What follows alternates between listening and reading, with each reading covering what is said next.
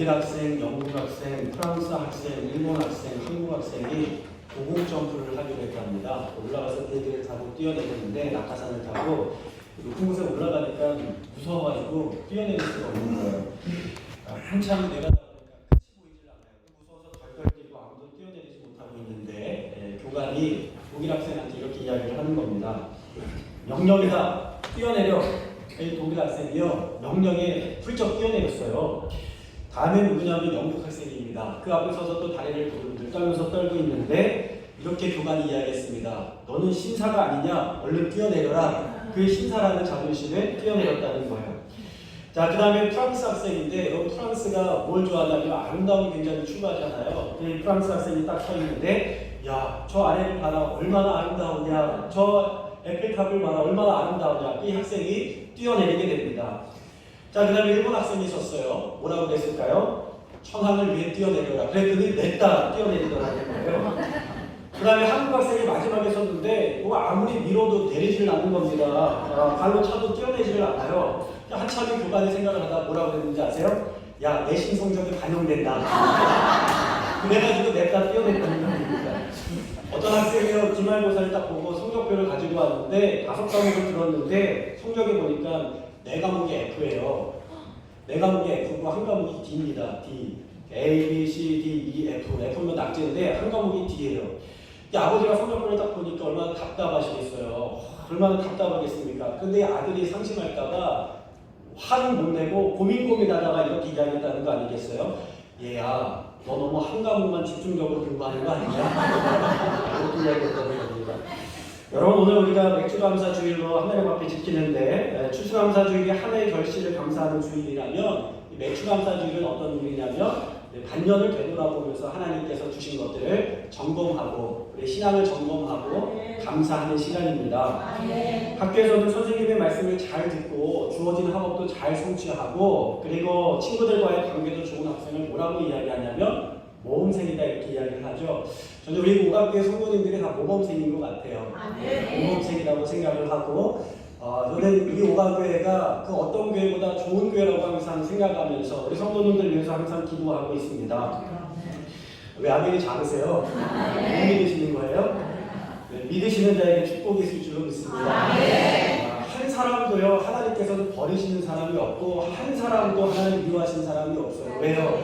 예수님께서 이 땅 가운데 오셔서 마지막 한 영혼 구원하시기까지 끝까지 우리를 사랑하시는 줄로 믿습니다. 저는 우리 오각교회 성도님들 한 사람도 낙심하거나 실망하거나 슬퍼하지 말고 주님 안에서 우리가 천국의 기쁨을 누릴 수 있는 그런 아름다운 공동체가 되기를 소원합니다. 자, 제가 어렸을 때 성경을 받았는데 수, 우, 미, 양, 가로 이렇게 표시가 되잖아요. 받아보셨죠? 수, 미, 양가. 수가 뭐예요? 수가 가장 잘하는 걸 수라고 하고 가는 뭐라고 생각을 하세요? 가장 나쁜 걸 가라고 생각하시잖아요. 그렇죠? 근데 알고 보면 이 수, 미, 양가는 다 잘한다는 의미라는 겁니다. 다 잘한다는 거예요. 수는 뭐예요? 빼어날 수. 아주 성적이 빼어나고 뛰어나다, 탁월하다는 것을 이야기하고 우는 뭐예요? 네, 우수하다, 넉넉하다, 아주 충분하다 그런 의미를 가지고 잘하고 있다는 것을 의미하는 것이고요. 미는 뭐예요? 아름답다. 성적이 아름답다. 이렇게 아름다울 수 없는 성적이에요. 경험을 해보셨어야지 말이에요. 그죠? 아름답다. 학업 성취가 아주 아름답다. 잘하고 있다 하는 이야기고요. 양은 뭐예요? 양호하다. 좋을 양자를 씁니다. 그래서 양호하다, 훌륭하다, 좋다라는 겁니다.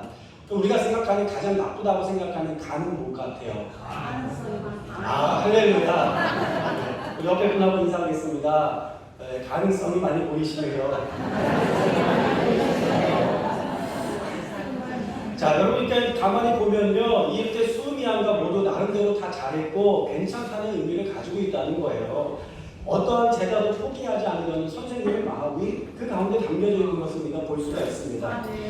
학생들이 어려운 과목 중에 하나가 뭐냐면 수학이죠. 수학입니다. 수학을 잘하려면 가장 기초적인 것을 잘해야 되는데 뭐라고 생각하세요? 덧셈, 뺄셈, 곱셈, 나눗셈을 잘해야 됩니다. 우리의 신앙도요, 덧셈, 뺄셈, 곱셈, 나눗셈이 있어요. 자, 첫 번째 덧셈, 더하기를 잘해야 됩니다. 따라하겠습니다. 더하기를 잘해야 합니다. 더하기를 덧셈이 무엇일까요? 열심히 더해서 보태나가는 것을 더하기라고 하죠. 누가복음 17장 5절 말씀에 보면 이렇게 사도들이 이야기합니다. 주여 우리에게 믿음을 더하여 주옵소서. 이렇게 이야기해요. 믿음을 더하여 주옵소서. 우리가 교회에 왔다가 땅만 밟고 가는 것이 아니라 날마다 우리의 믿음이 더해져 가야 될 줄로 믿습니다. 사랑이 더해져 가야 될 줄로 믿습니다. 봉사와 헌신이 더해져 가야 될 줄로 믿습니다. 용서가 더해져 가야 될 줄로 믿습니다. 더하는 인생이, 그것이 바로 주님께서 원하시는 인생이라는 것입니다. 야고보서 2장 14절 말씀에 내 형제들아 만일 사람이 믿음이 있노라 하고 행함이 없으면 무슨 이익이 있으리요? 그 믿음이 능히 자기를 구원하겠느냐. 우리가 하나님의 말씀을 믿으면 믿음을 지식으로만 가지고 있는 것이 아니라 그것을 우리의 삶에 실천을 해야 된다는 것이죠. 사랑합니다 사랑합니다 하면 사랑의 모습이 우리 가운데에 드러나야 되는 것입니다. 용서합니다 용서합니다 하면 용서의 모습이 우리 가운데 드러나야 되는 것이고, 내가 헌신하겠습니다 헌신하겠습니다 하면 그 헌신의 모습이 우리 가운데 드러나야 되는 것입니다. 그러니까 예수 잘 믿는 것도 무엇이냐면 덧셈입니다. 예배 잘 드리는 것도 덧셈입니다. 전도하고 봉사하고 기도하고 사랑하고 하나님 앞에 예물 드리고 기뻐하는 것도 다 덧셈입니다. 그러니까 열심히 덧셈을 잘 감당해야 될 줄로 믿습니다. 두 번째로 뭐가 있죠? 뺄셈. 자, 따라하겠습니다. 빼기를 잘해야 합니다. 무엇을 빼야 되겠습니까? 살을 빼야 되겠습니까? 자, 다이어트도 좋지만 진짜 우리에게 빼야 될 것은 무엇이냐면 우리 마음속에 있는 하나님이 아닌 것들, 세상으로부터 온 것들, 하나님께서 기뻐하시지 않는 것들, 그런 것들 다 우리가 빼야 될 줄로 믿습니다. 염려하는 것, 불안해하는 것, 그렇죠? 근심하는 것, 그 모든 것들을 다 빼내고 제거해야 될 줄로 믿습니다. 요즘에는요 다이어트하고 건강을 위해서, 예전에는 건강하면 더 먹는 것을 생각을 했어요. 그렇죠? 그래서 좋은 게 있다 그러면 그거 더 먹고, 여기에 좋은 게 있다 그러면 이것을 먹고, 하여튼 굉장히 많이 먹었어요. 근데 요즘에는 그 건강을 위해서 무엇 하냐면 디톡스라고 합니다. 디톡스가 뭐예요? 우리 몸 안에 있는 독소들을 빼내는 거예요. 빼내는 거. 그러니까 그동안에 과용했던 것, 많이 먹었던 것들을 제거하고 빼내는 것을 디톡스라고 하는데, 우리가 하나님 앞에서 신앙을 잘 사용하려면 우리 안에 하나님이 아닌 근심과 염려와 불안과 미움과 시기와 질투와 그 모든 것들을 다 빼내야 될 줄로 믿습니다. 자, 깊은 산 속에 옹달샘 하나가 있었어요. 그곳에 깊은 물속에 물고기 두 마리가 살았는데 이 둘이 굉장히 친하게 잘 지냈습니다. 그런데 어느 날 서로 의견이 맞지 않아 다투기 시작하더니 한 사람이 한 물고기가 이렇게 생각을 하는 거예요. 저놈만 없어지면 나는 행복할 거야. 이렇게 생각을 한 겁니다. 그리고 나서 그런 마음으로 서로 물 못 뜯고 싸웠습니다. 결국 한 마리가 죽어서 물 위에 떠오르고 그 죽은 붕어는요, 그 물을 썩게 만들어 나갔어요. 다른 한 마리도요, 그 싸움에서 이긴 줄 알았는데 결국에는 물이 썩어서 함께 죽음을 맞이하게 되었다는 아주 그런 슬픈 이야기들 아마 어렸을 적에 한 번씩 들어보셨을 겁니다. 여러분, 이야기가 무엇이냐면 우리는 함께 더불어 살아야 된다는 거예요. 하나님께서 아담과 하와를 또 결혼이라는 그 제도 안에서 묶어주시는 것은 공동체를 이야기하는 것이고, 하나님께서 이스라엘 백성들을 선택하시는 것은 공동체를 선택하신 것이고, 하나님께서 교회를 선택하시는 것은 공동체를 선택하신 겁니다. 그러니까 하나님의 역사는 개인이 아니라 공동체를 통하여서 이루어져감을 여러분 믿으시기를 바랍니다. 그러니까 이곳에 있는 한 분, 누구 하나 귀하지 않은 분이 없고, 누구 하나 필요 없는 사람이 없고, 한 분 한 분이 다 하나님 앞에서 귀한 사람들임을 믿으시기를 바랍니다. 우리 옆에 분하고 한 번 더 인사하겠습니다. 당신은 소중한 사람입니다.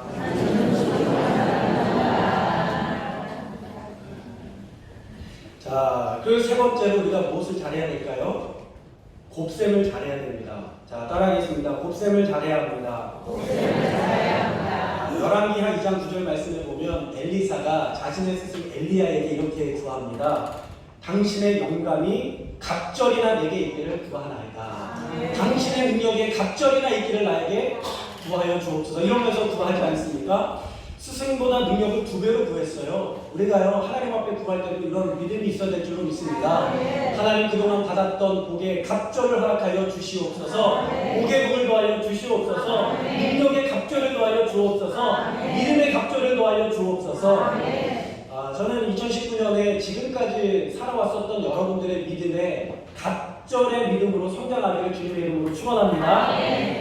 자, 그랬더니 놀라운 역사가 나타났는데 하나님께서 그에게 갑절의 축복을 더하여 주셔서 엘리야보다요 기적을 2배나 더 많이 행하게 됩니다. 이 성경에 보면은요 엘리야의 기적보다 2배인 16번의 기적이 성경에 기록이 돼요. 하나님께서 그 구하는 대로 허락해 주셔서 하나님의 나라를 위하여 엘리사를 귀하게 쓰신 줄로 믿습니다. 그리고 저는 그러면 여기서 우리가 어떻게 해야 되느냐? 갑절이 아니라 그 이상을 구하실 수 있기를 바랍니다.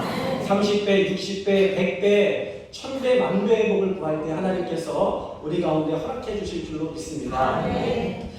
저는 성경을 읽으면서 하나님께서 복을 막 쌓아주시고 주시려고 기다리고 계신 모습을 참 많이 보게 돼요.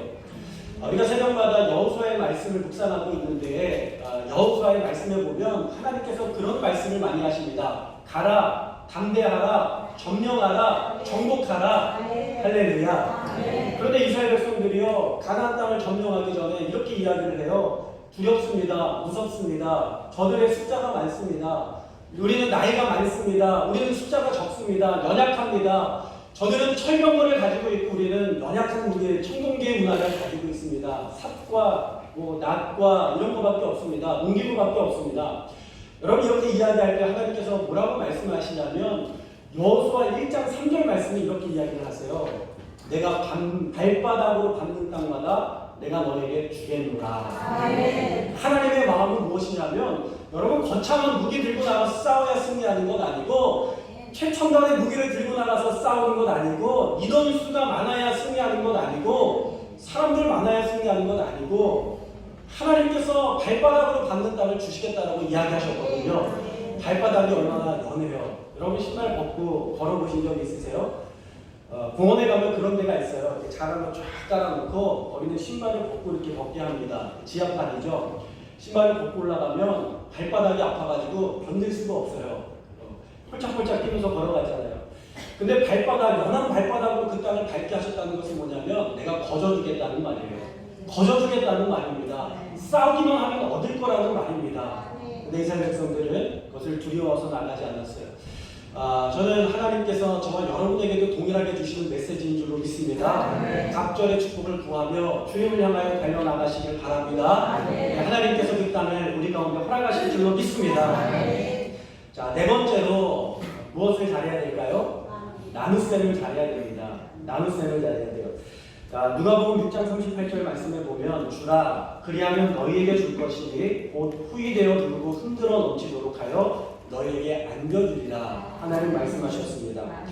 맥주감사주일의 가장 중요한 정신은 무엇이냐면 하나님이 구원자이시고 창조주이시고 모든 것의 주인이 되시며 공급자가 되십니다.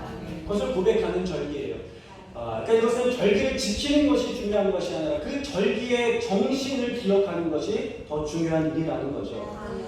내가 본 것 같아도 하나님께서 주신 것이고 내가 관리한 것 같아도 하나님께서 주신 건강이고 내가 쓰는 것 같고 살아가는 것 같아도 하나님께서 주신 건강임을 우리는 항상 기억하며 살아야 될 줄로 믿습니다. 하나님께서 우리 가운데 맡겨주신 우리는 청직이라는 생각을 가지고 그 믿음을 가지고 살아갈 때에 하나님께서 우리의 삶에 더하여 주시고 채워주실 줄로 믿습니다. 예수님께서 이렇게 말씀하시죠. 내가 진실로 너희에게 이르노니 너희가 여기 내 형제 중에 지극히 작은 자 하나에게 한 것이 곧 내게 한 것이니라. 나눌 줄 몰라서 이웃을 돌보지 않으면 하나님의 자녀가 아니라는 겁니다. 우리는 나눠야 되고 돌봐야 되고 또 섬겨야 될 줄로 믿습니다. 근데 이것을 잘 하려면 가장 기본이 되는 바탕이 있어요. 무엇이냐면 감사하는 마음입니다. 감사하는 마음이에요. 건물을 잘 지으려면 바닥 기초공사를 잘 해야 되고 뼈대를 잘 세워야 되는 것처럼 우리가 신앙생활을 잘 세워나가려면 항상 하나님 앞에 감사하는 마음이 있어야 되는 것입니다. 옛날에 머리가 탈모가 있어가지고 병원을 다니던 아저씨가 있었습니다. 아무리 약을 쓰고 좋은 약재를 발라도 머리가 계속 빠지는 거예요.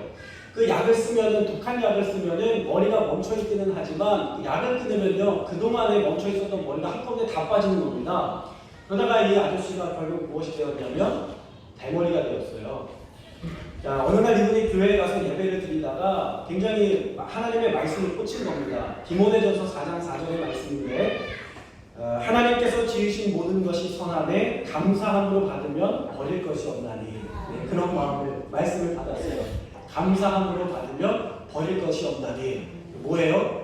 내가 비록 대머리이지만 감사함으로 받으면 버릴 것이 없다. 그래서 하나님 앞에 감사한 마음을 찾기 시작했습니다. 무엇을 감사할까? 감사함을 찾는데 사람들이 걱정을 하는 거예요. 아이고, 머리가 대머리가 되셔서 어떻게 합니까? 비가 오면 눈에 다 들어가시겠네요 하면서 걱정을 하는데, 이분이 이렇게 이야기를 합니다. 아닙니다. 대머리가 되고 나니까 하늘에서 내리는 비와 눈을 누구보다 빨리 느낄 수 있어서 좋습니다.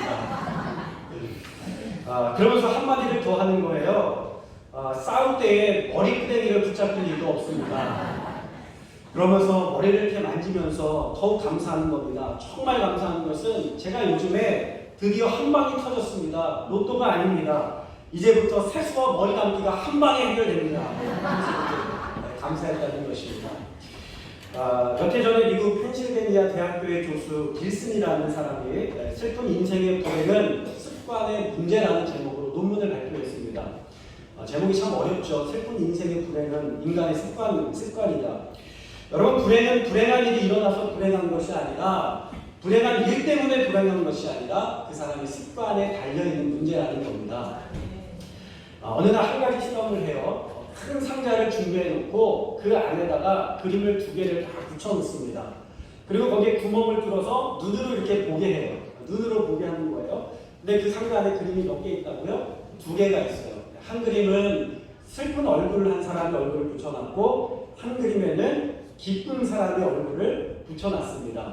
사람이 그 상자를 들여다보는데, 그리고 박사가 물어보는 거예요. 어떤 그림이 보이십니까? 그랬더니 어떤 사람은 기쁜 얼굴이 보입니다라고 이야기를 하고, 어떤 사람은요 슬픈 얼굴이 보인다고 이야기를 한다는 거예요. 근데 이상하잖아요. 분명히 2개의 그림이 있는데 한 그림만 보는 거예요. 한 그림만 보는 겁니다. 조사해보니까 어떤 사람은 기쁜 얼굴만을 집중해서 눈이 보는 반면에 어떤 사람은 슬픈 사람의 얼굴만 집중해서 보더라는 겁니다. 이것을 뭐라고 이야기하냐면 인식의 차단이라고 정의를 내렸습니다. 자기 자신과 세상을 바라보는 태도에 따라서 어느 쪽 그림이 눈에 들어오는지를 결정 짓는다는 겁니다. 내가 우울한 마음을 가지고 살아가면 우울한 그림이 눈에 보이는 거고, 내가 기쁜 마음, 소망의 마음, 희망의 마음을 가지고 살아가면 이 사람에게는 분명히 2 그림이 있지만 어떤 그림이 눈에 들어와요? 희망의 그림, 소망의 그림, 기쁨의 그림이 그의 눈에 들어오게 되더라는 것입니다. 그러니까 여러분, 세상을 바라보는 것이요, 습관의 태도가 행복과 연결되어 있다는 거예요. 사랑하는 여러분, 주님께서는 우리에게 감사하라는 겁니다.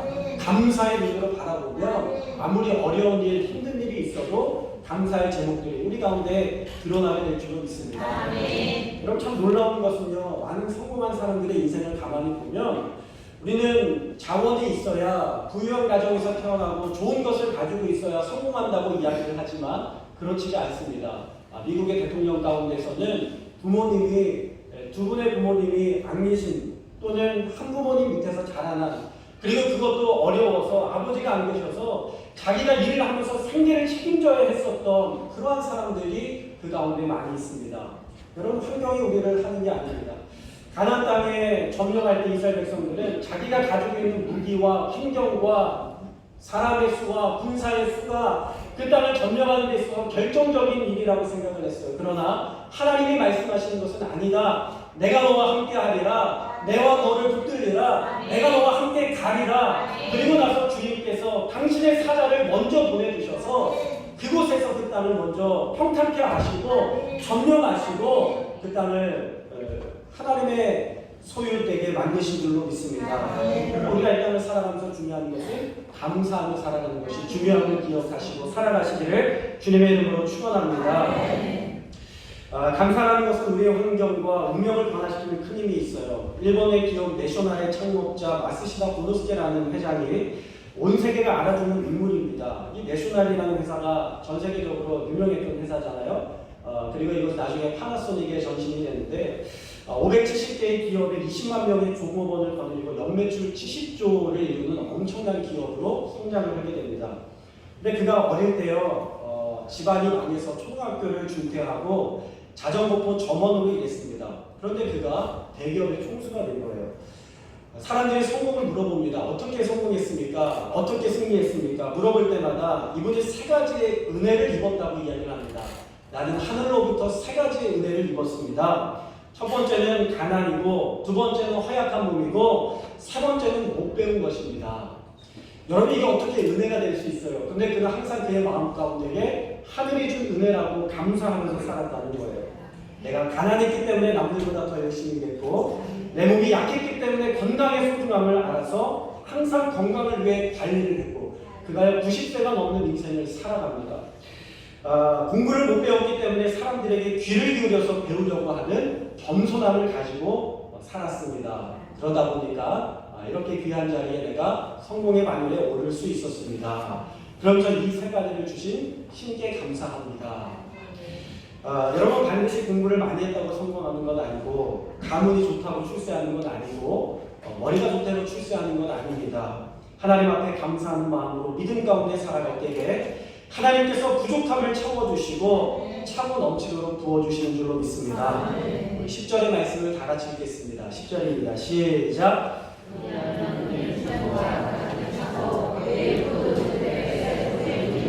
한 번 더 읽겠습니다. 그리하면 내 창고가 가득히 차고 내 포도즙들에 새 포도즙이 넘치리라. 아멘. 하나님께서 우리의 구원자가 되시고 소명이 되시고 소망이 되심을 기억하시며 사시기를 바랍니다. 그리고 하나님 앞에 감사하시기 바랍니다. 그러면 여러분의 창고를 가득하게 채워주시고 넘치게 하시는 하나님의 축복의 역사가 부어지게 될 줄로 믿습니다. 기도하겠습니다.